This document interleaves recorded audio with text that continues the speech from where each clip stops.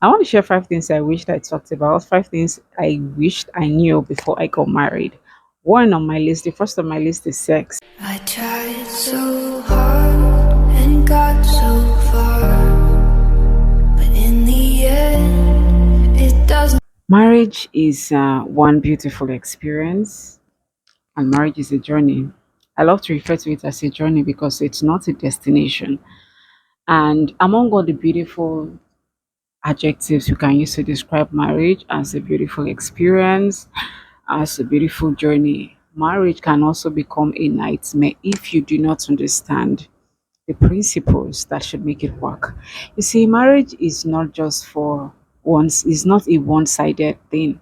It's two people that are coming together to make it work. So if one person understands the principles required to make a marriage work and the other person is just dumping the aspects, it could affect a lot of things. It could affect productivity. It could affect the beautiful things that should be produced by the union. So yeah, marriage can become a nightmare. So I want to talk about 5 things I wished I knew before I got married. 5 things I wished I talked about before I got married. Many times when people are dating, they could talk about the kind number of children they want to have. They could talk about many things, but these are just unpopular opinions, and I think that these things are salient things that people that want to get married, people that want to have the beautiful side of marriage should talk about, because marriage also has the ugly side. People need to talk about these things before they say I do. One on my list, the first on my list is sex. Yeah, sex. You know, more often than not, when we talk about sex, people not generally we think of it as a practical side, the practical thing, that it has to be practical. It's not something you can talk about because there's really nothing to talk about it. There is a whole lot to talk about sex. There is a theoretical side of sex that you should know about, that the two people should know about, and I think they should even discuss the theoretical side of sex so that they know they know where they are going into. One, I wish I knew that sex was a covenant. I wish I knew that it was not just pronouncing my covenant before God and before the congregation that consummated my marriage. I wish I knew that it was sex, in fact, that was the union, that was the uniting factor between myself and my husband. I wish I knew this. And if you understand how covenants work, you would know that sex is not something that should be taken lightly. Sex is not something that should be taken lightly. Remember what the word of God says about when you join yourself with a prostitute, you become one with that person. So imagine becoming one with somebody. So you don't just get married to somebody because you have butterflies in your tummy or because you just feel lustful. Many times what we call love is actually not love, it's lust. It's lust. So I also wish I knew that marriage was a weapon. You're either using it to fight against yourself or you're using it to fight as a team. There was something that happened one time when I just gave my life to Christ, and I thought that God was averse to sex. I thought that sex was a carnal thing. So I would usually want to spend more time in my guest room just worshiping God and just praying and all that. So and I remember one night I wanted to have a vigil the entire night because I felt I had been far. I felt I had distanced myself from God for too long. I just had a baby at the time, so I barely had time. I remember that night, I remember God telling me that night to shut down my Bible, shut down everything and go be with my husband because I felt this strange demonic presence in that room. And the moment I obeyed, I realized that there was this peace, there was this tranquility that I felt instantly. And so you see that sex is not just something that God created for pleasure. Beyond that pleasure is something that can be used as a weapon. Many people are using sex to their disadvantage. Every time you decide to have sex outside marriage, you decide to have sex with somebody you should not be having sex with. The only person you should be having sex with is somebody you're married to. So anytime you're having sex with somebody who is not your partner, who is not your ordained partner, you are using it as a weapon against yourself. Yeah. So yeah, I'm of the opinion that sex should be talked about between both partners. Let them understand the roles they individually play when it comes to sex. Number two on my list is finance.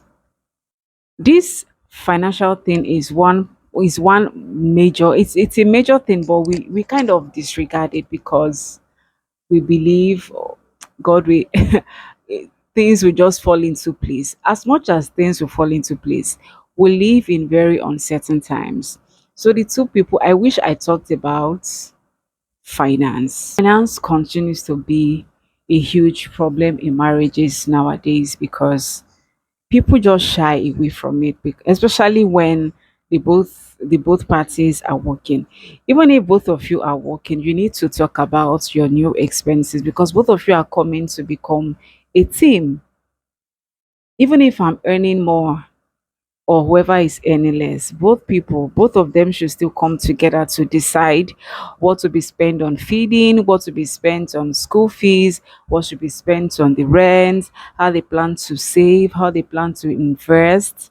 When babies start coming, will one person stay back at home to look after the kids? All these things should be talked about. And this is why matters arise when kids start coming. There is this usually a quarrel of, okay, I don't want to leave my job. If I leave my job, I'm going to lose respect. If I lose my job, I'll not have money. And a lot of times we think that it's the money we're bringing to the table that brings the respect. See, you guys need to talk about it. There's nothing wrong if one person decides to stay at home, which usually might be the mother. There is nothing wrong if, as a woman, you decide to stay at home, look after your children for a couple of years before you go back to the workforce, or before you begin your start your career all over again. I talked about it in one of my videos that motherhood is not, we should not see motherhood as something that halts our career or puts our life on hold. We should see it as a part of the journey. So we don't get overwhelmed when it looks like things are not falling into place. This is why we need to talk about these things. Talk about it. Do you want to work? Do you want to stay back at home as a stay at home mom and look after the kids? If you're going to be deciding on this, how can one income feed the family? If you're not going to be deciding on this, what are the best options that you have? Are we going to get a living nanny? Are we going to get somebody who's going to just clean up and go? Talk about everything that requires the financial capacity. And talking about finance, one thing that many people, many, in fact, I've barely seen a couple that talked about insurance. There are men who tell their wives not to work, and it's not a bad thing. Me, I don't. It's not a bad thing to decide to stay at home and look after your children. It's not a bad thing to decide to stop working for the purpose of looking after your children for a number of years. But it becomes a problem when you do not put things in place. One of the things, or the major thing I think that couples should not shy away from, is discussing the possibility of insurance. There are different insurance companies scattered all over the country or scattered all over the world, and they have different packages for health. They have a package for health, for savings, for children's education, and all of those things. So I'm strongly of the opinion that if a couple agree that one person should stay back, which would usually be the mother, to stay back and take care of the kids.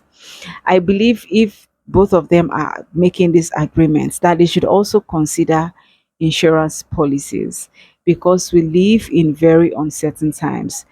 Insurance policies are just there to help you in case of uncertainties like sicknesses and death. What if the million-dollar company collapses? What if this person loses their job? What if something bad happens?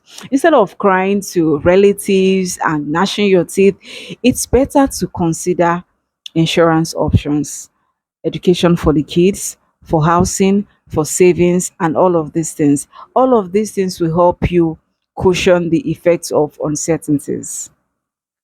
There is no harm in talking about these things. Don't let anybody want to make you feel like you're a gold digger.